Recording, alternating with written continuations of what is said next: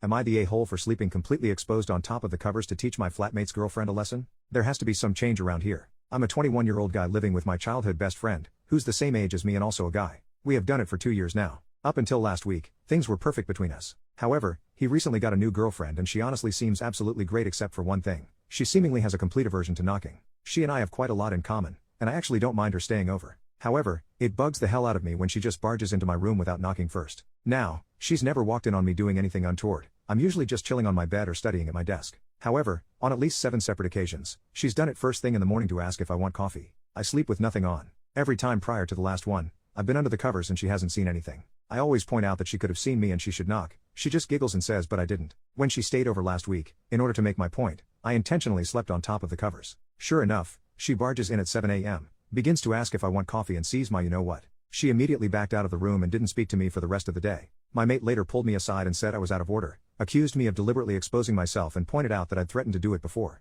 I didn't, I literally just said okay but what if I had no covers and you saw everything? They're now framing this to others that I'm some sick creep who intentionally laid there waiting for her because that's how I get my rocks off, and I'm kinda seeing how it came off that way. Am I the a-hole for doing this?